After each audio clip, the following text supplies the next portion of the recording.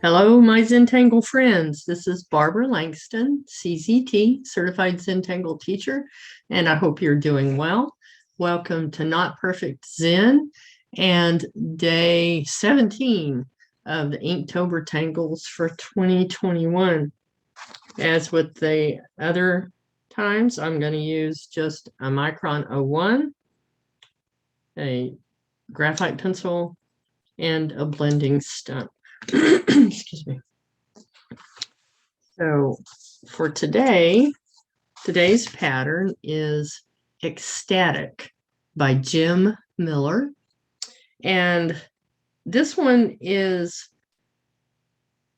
well, it started out with her saying that it was a tangulation of the pattern Static by Zentangle.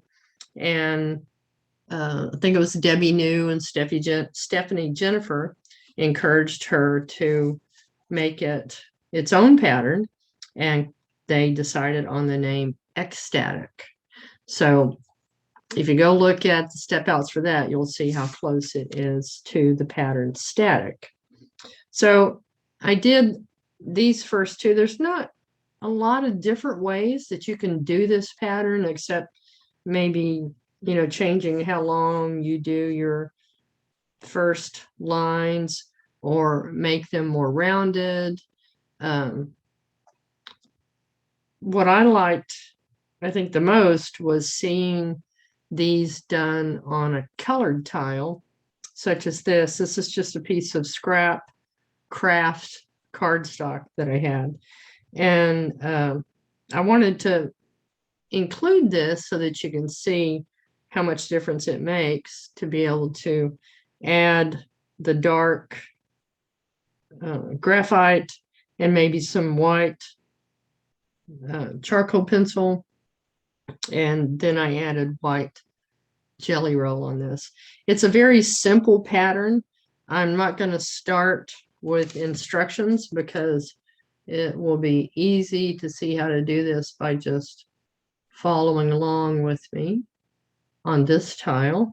This is 4 inches by 4.5 inches because that's what I prefer, and it fits well in my little disc bound system. Excuse me. I am going to start with a border. So I do find that I do better by just doing it this way instead of the 4 corner dots.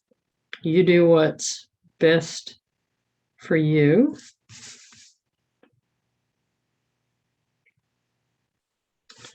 And of course, it doesn't have to be perfectly straight either. That just happens to be what I did.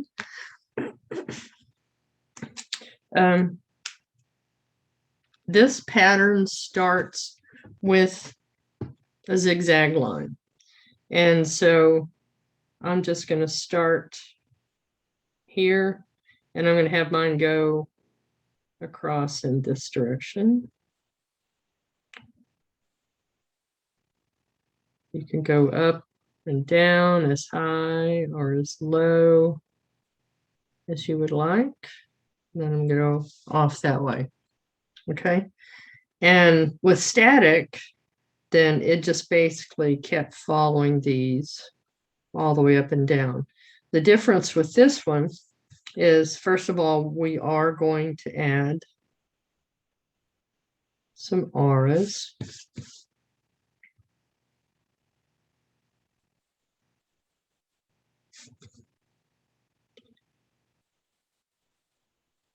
And a couple of these I'm going to put on both sides of my original line.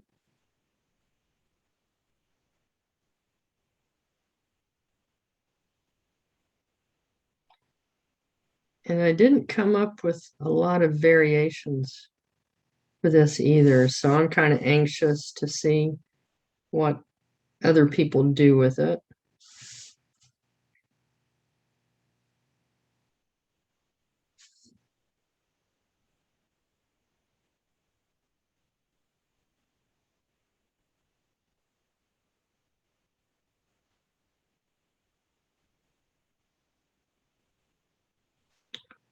I think this would do well as like a winter scene, because if you actually put the white on there, like I did here, it kind of looks like snow-capped mountains. Okay, so I did my original line, my zigzag, and now I'm going to start adding some that don't necessarily go as far as the original lines. So let me show you. I'm going to come up, and then I'm going to go down, but I'm going to stop. And then I'm going to curve that back around and have it meet like that. Curve around and meet like that. Okay, and so I'm going to do the same thing on this side.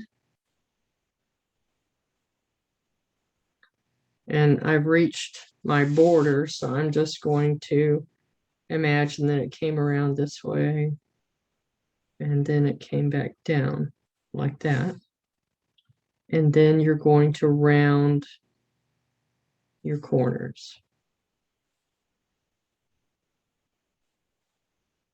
Okay, I'm going to add another one here.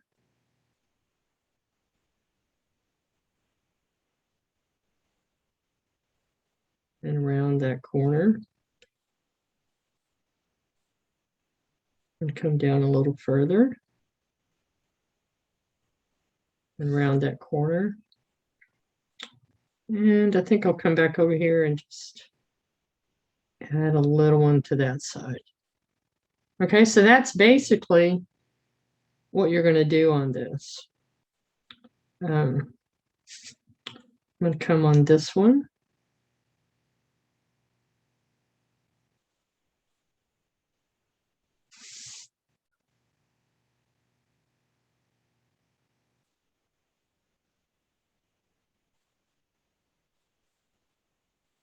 And now I'm going to add my rounded corner on both sides. And then I'm going to do it again.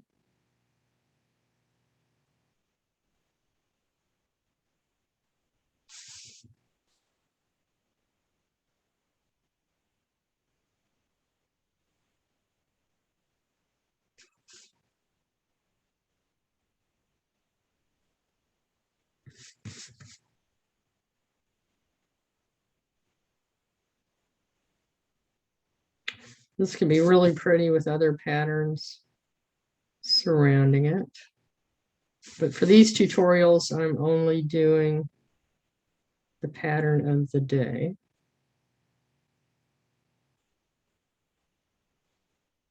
Okay, let's put some on this side now.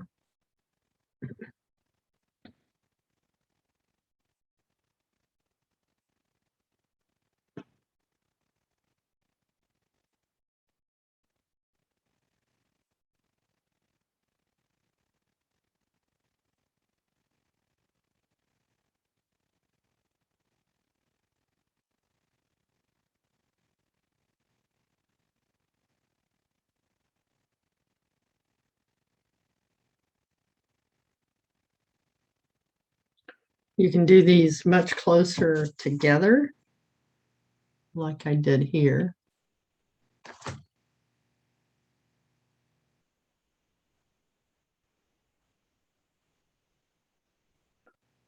Because this one is a simple pattern and it's just a lot of auras, I think it's a good relaxing pattern to play with. You don't have to think about it much.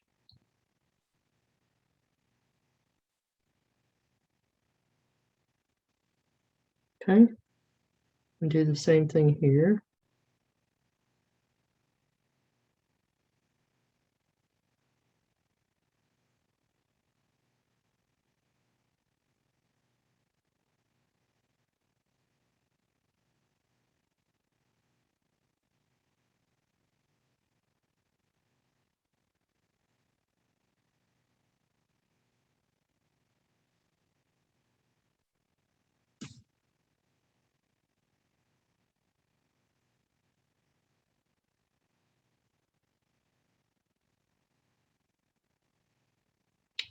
You can make these as short or long as you want, add as many or as few as you want.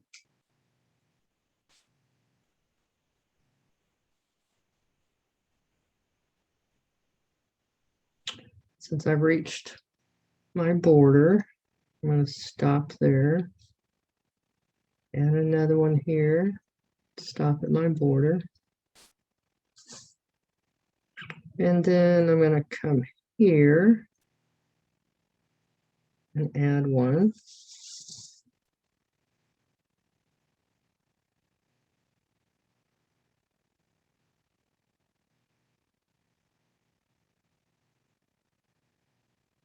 Add one on this side.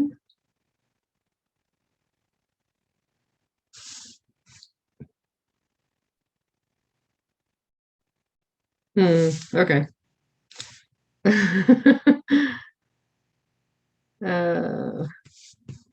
Let's see. You could have one come up this way.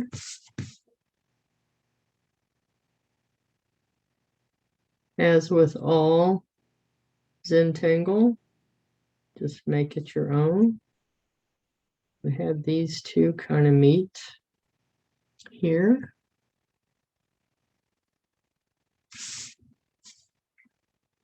Just so I have a little cap on each of these. Okay, so that's basically it. Like I said, you can do it skinny on your little auras here, and then shade it down every other side, which kind of gives you the impression of hills and valleys. You can do it with rounded corners, and this one really makes you more mindful of snow caps on trees or mountains. And then these are a little bit thick, like what I just did. For shading, what I did on mine, for the one that is on the brown tone, is I added some graphite on the inside of these little, what do you call them, pipes? I don't know. These little zigzags.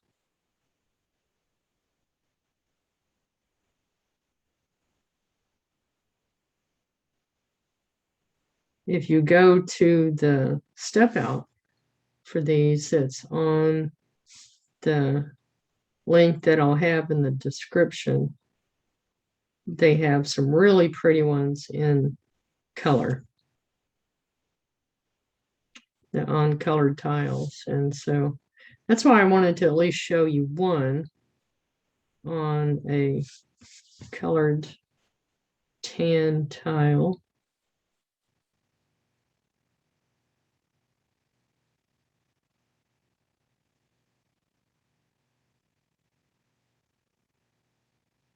And when you do something like this, and this is not very wide, but let me show you just real quick. If I have just a plain parallel line like this, for the basic shading, if you put graphite on the inside of each of these lines and then soften it, but leave the center open, leave it white, you suddenly get the impression that it's a pipe, cylindrical type shape. That's what I'm looking for. It's like cylinder. So that's what I'm trying to do here, but I don't have those as wide as what I just showed you. But we'll kind of get a good effect, I think. So I'm just putting this graphite right on top of each of these lines. And then on the outside, I'm putting the graphite just inside the outer line.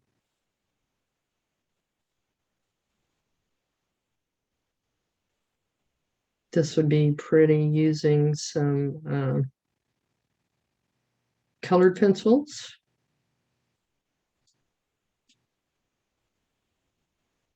Or some pastel chalk pencils.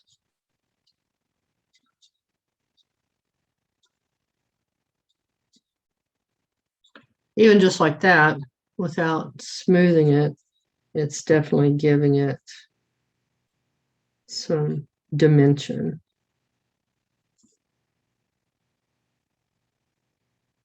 If you like doing small patterns, you could add some patterns in between, like maybe doodah or striping. I haven't tried that.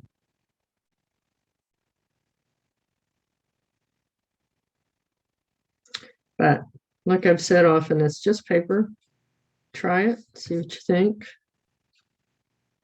I always try to get a couple of different ideas to show you. Like I said, I wasn't sure that there was a whole lot different that I could do with this. All right, now I'm going to take my blending stump and just start softening these.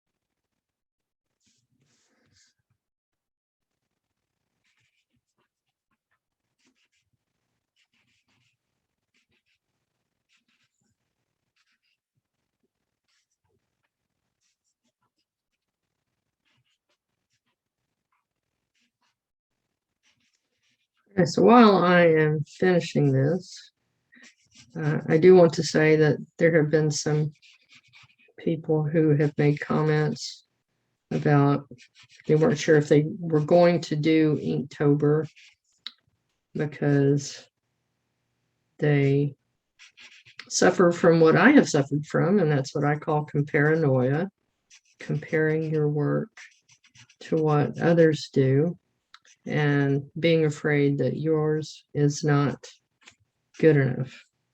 Please don't. Just enjoy what you're doing and stick around to the end. I want to share an affirmation that I came up with, and I hope that you get some help from it. I think that's it. I'm done with this one. It's a very simple pattern. It's a little rough on the shading, but I think you get the idea. But if you can do it on colored paper, then you're able to get something like that. Okay, I'm going to put my chop here.